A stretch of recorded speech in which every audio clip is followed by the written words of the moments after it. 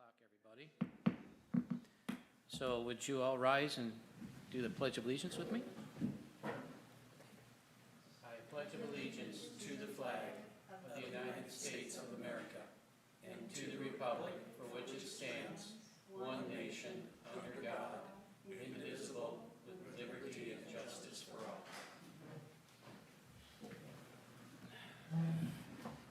Katie, would you hit us with the roll call? Yes. Commissioner Blakely. Here. Chairman Bradley. Here. Commissioner Halley. Here. Commissioner Kine let us know that he would not be attending, and we don't have Commissioner Mobley and Vice Chair Seitz. Here. Next on our agenda is the approval of our minutes from May 24th, 2022. I'll entertain any motions and/or questions or amendments. I make a motion to approve the minutes from May 24th, 2022. Second. All in favor? Aye. Okay, at this time, everybody, we have oral comments from the public. The members of the public may be heard on any item of interest that's not on our agenda tonight.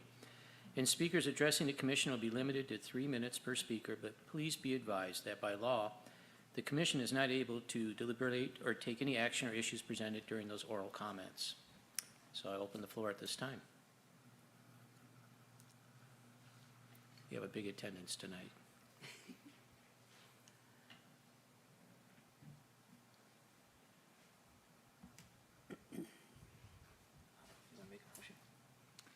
I'll make a motion that we close public comment.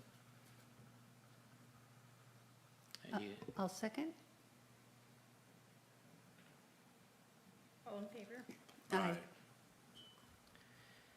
Okay, the next on our agenda tonight is our business at hand, excuse me, which is a public hearing to consider a lot line adjustment for 202 Gilkitson, I think I'm saying that right? Gullickson, thank you, Drive, and a remainder parcel. The applicant is Joan and Lee Woodcock. The APN is 202-093-045 and 060 regarding zoning 20 in parentheses B-22. I'll at this time turn it over to you, Liz, with any comments. Yeah, thank you, Chairman Bradley and Planning Commissioners. So yeah, this is a fairly straightforward lot line adjustment. And I will go over it on the overheads. It is located on Gullickson Drive, which is to the east of Ronerville Road. Which one is that? This one? Uh-oh, what did I do? There we go. Oh, where's the point? I'm whispering into the microphone. There we go.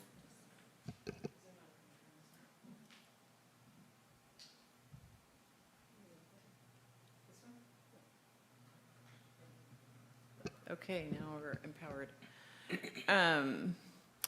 Let's see.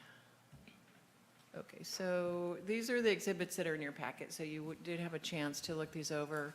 This is a refresher and also for the benefit of the public and the audience.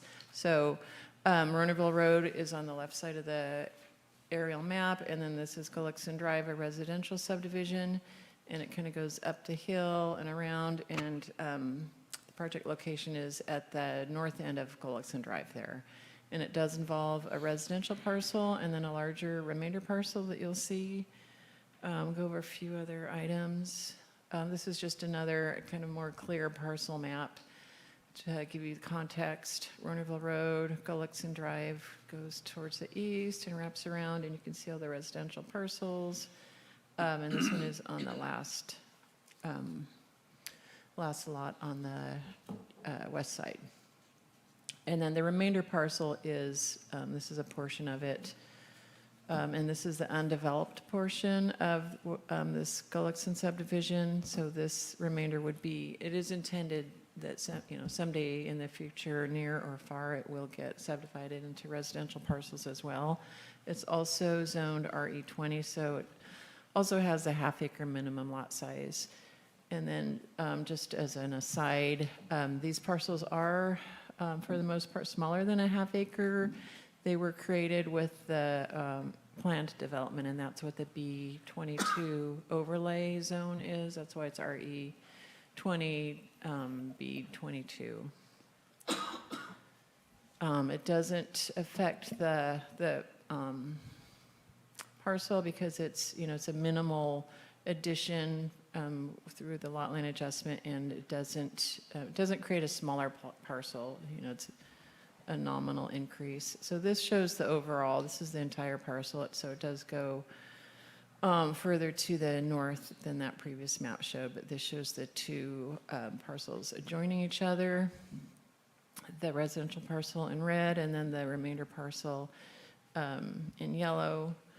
And so lot sizes, the remainder parcel right now is 27,518 square feet, so that's over a half acre.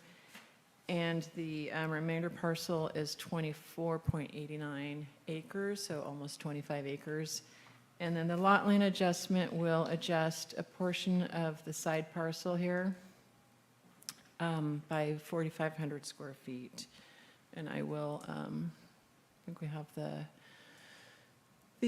plot plan is on the overhead, and so kind of the same lineup. Here's the residential parcel, and then you can see the rectangular lot line adjustment addition to the residential parcel. So that's, I think that's 30 feet by 50, 30 by 150.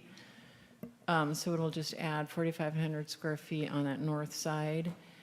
And you can see at the end of Gullickson Drive, this little L-shaped portion is not part of the lot line adjustment. That is an existing access easement that was created for the subdivision. The purpose it was or is for to allow vehicle and emergency vehicle turnaround. So it's like an L shape to go in and then back out. And so the lot line adjustment will follow that line. And so the one condition relating to that that's been added to the lot line adjustment is to extend the 10-foot public utility easement along through that portion. And the reason is not for any imminent utilities, but for that future subdivision of this remainder parcel. So, and we presume that the road will come through here and continue on, and we don't want to lose, the ability to get that 10-foot utility easement that would then extend, in the future on that new road. So that's just kind of filling in that little piece of that puzzle. Because once this little sliver, transfers ownership from the remainder owner, then we would lose that ability through the subdivision process to get that easement. So it's kind of a minor requirement there. Let's see, what else do we have here? This is just a detail of the same thing. There's Gullickson Drive on the right side. You can see that parcel does have frontage also on the lower portion of Gullickson Drive, so that's inconsequential, but it just shows up more clearly on this map. And then there's the addition, and there's that L-shaped vehicle turnaround. So the parcel is developed, the house and a driveway. The purpose of the lot line adjustment is for their own benefit to, for like future RV parking. So just to expand, some area on that side, some usable area. And then, that's allowed by code. RV parking does require paving. This isn't really, it's not part of the lot line adjustment right now. It would be just a future, possibly a building permit if they chose to build a garage or a canopy. And then it would require paving to meet the code. So the code does require RVs to be parked on paved surfaces. So that's just an informational aside.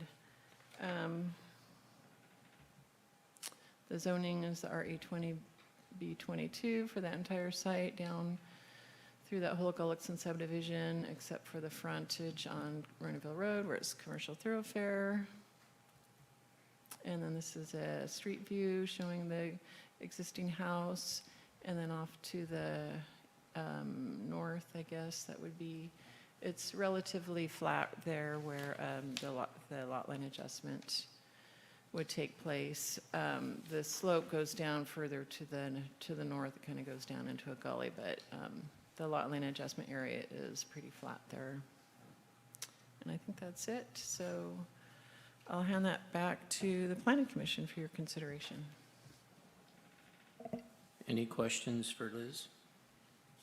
Or comments? Looks good.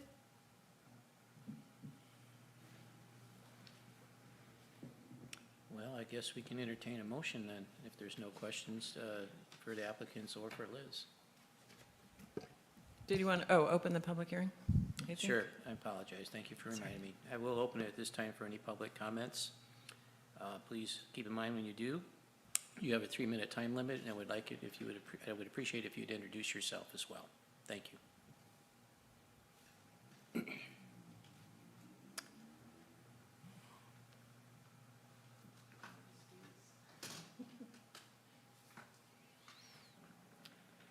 Well, I don't see anybody stepping up to the podium. I'll entertain a motion to close. I'll make a motion to close I public. I second. Sorry. All in Katie? favor? Aye.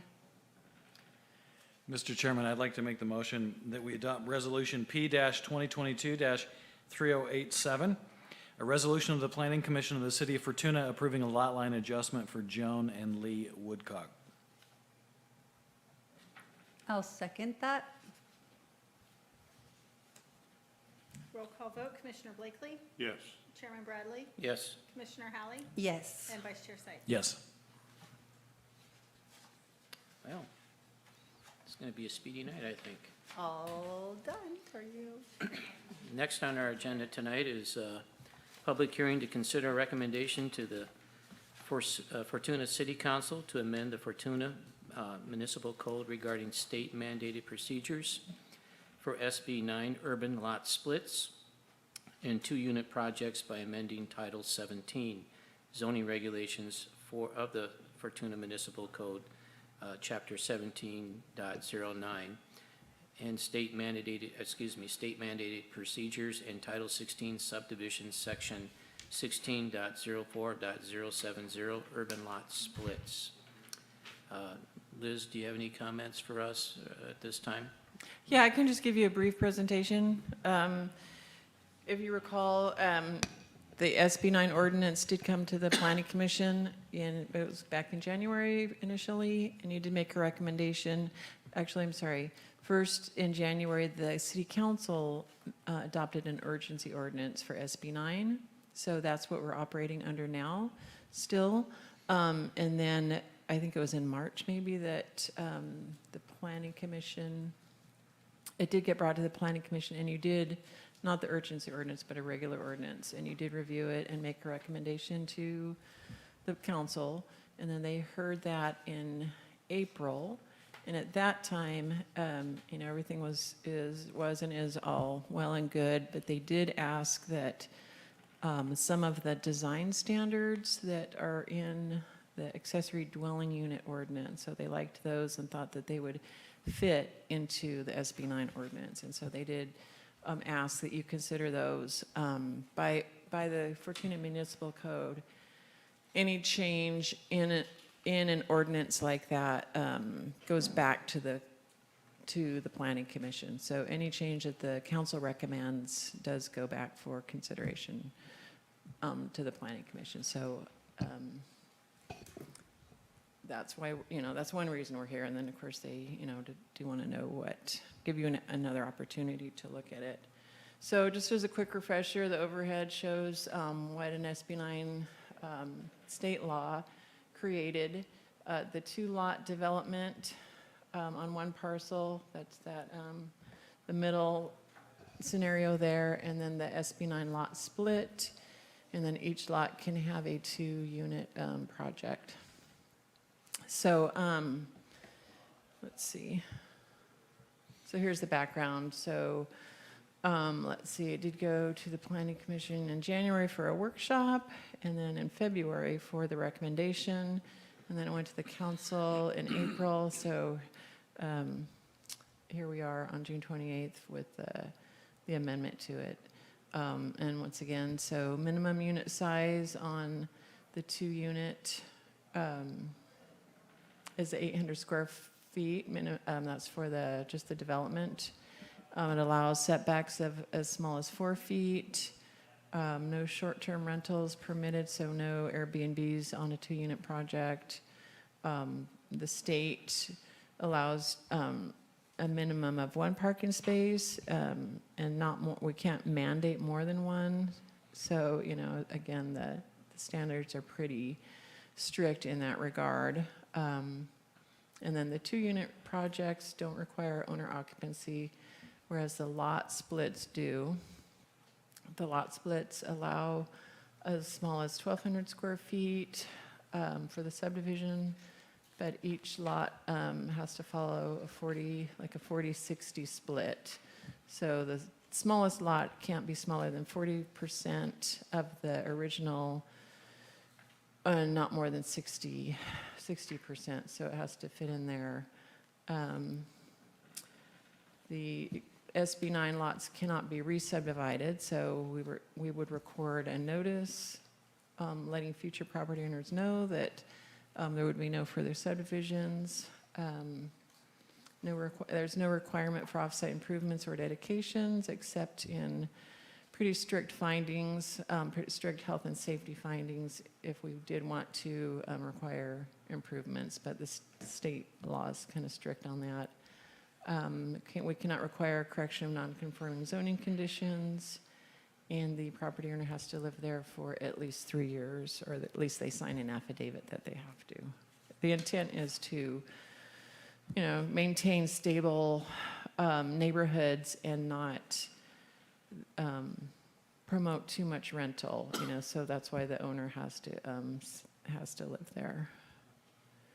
So we did, so the recommendation that has been, that was taken to council does have some design standards, and that's what's on the overhead. The new unit should be designed to basically match or be in harmony with an existing residence, in terms of color and materials and architectural style. And if 2 units are proposed, then they need to be in harmony with each other. And then if the garage is converted to a new unit, the garage door has to be camouflaged or just replaced with siding or whatever that matches the existing building so that it's not an obvious garage conversion. And then the proposed design standards, there's three slides covering those. These are basically the standards that were adopted for the accessory dwelling unit. And some of these are duplicated. So for example, what I think I just copied. This one is the same as the previous one, conformance to existing. Yeah. So this is a section that is in the ordinance. And then the additional ones that come from the ADU include privacy standards. So if walls with windows are within 8 feet of an interior side or rear property line for a single-story wall or a first story of a 2-story wall, the privacy impacts would be minimized by either a 6-foot solid fence on the property line or a clerestory or translucent window above 5.5 feet. So that is if the setback is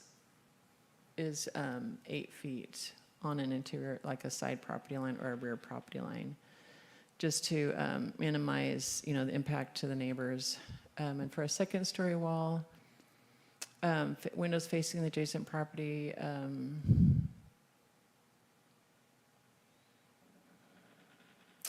are located, it says, to minimize privacy impacts on adjacent properties as determined. So the 2nd-story wall, if the setback is reduced to 8 feet and they do propose windows, that goes to the planning commission through a use permit. process. And then second-story decks and balconies are required to be set back 10 feet from a side or rear property line. Outdoor stairs oriented to the interior of the lot rather than a side or rear. Immediately adjacent to the accessory dwelling unit. And then the planning commission can approve an exception to that through the use permit process as well.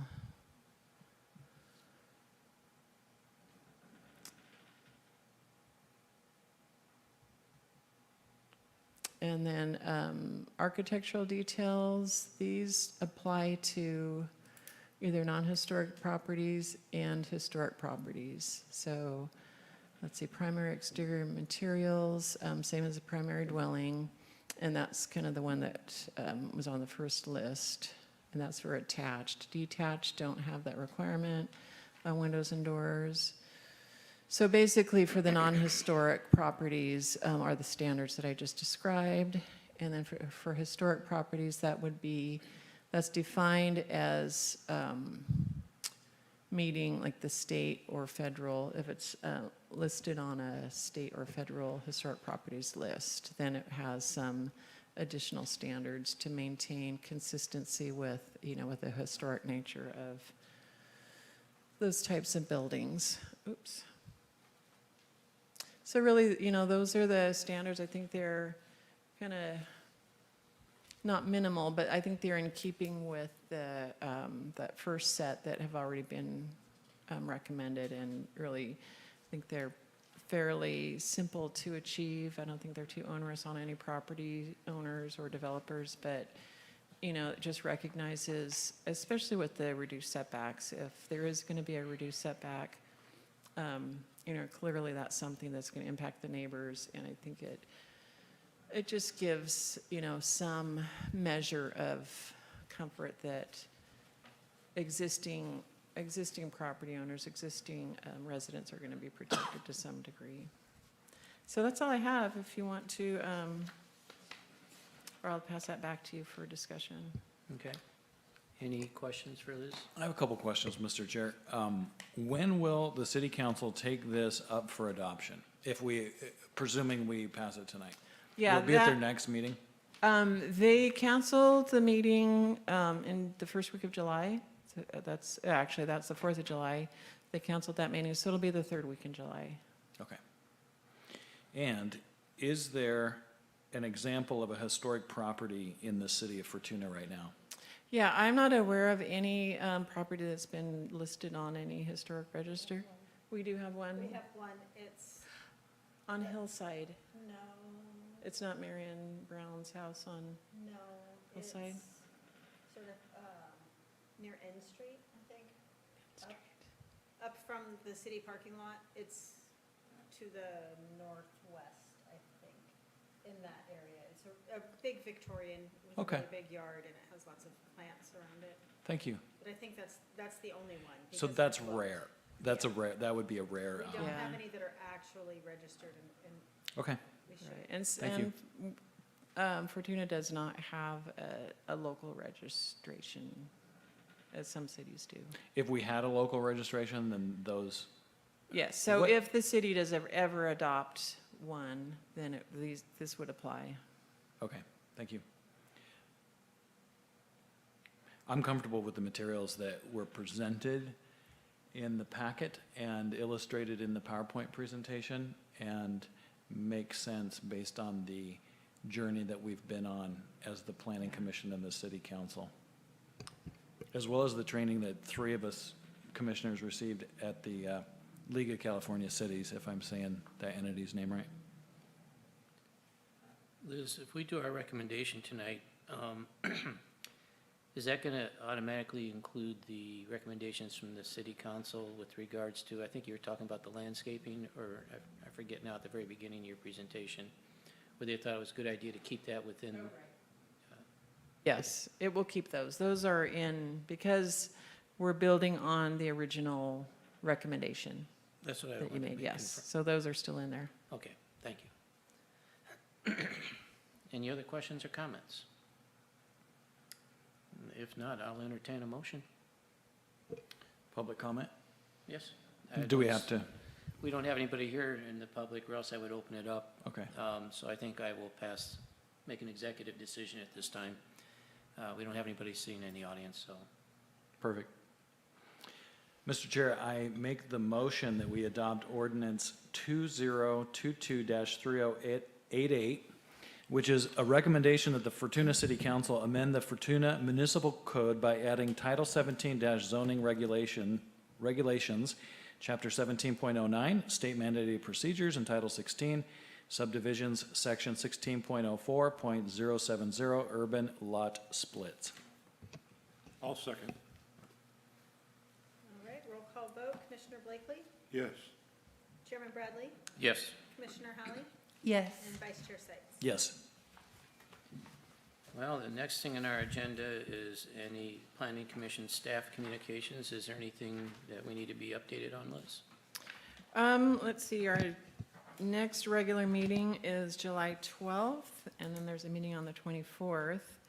And then we did schedule the special meeting, and then did we cancel the meeting of the first week in July? Yeah, For the July special 5th. meeting?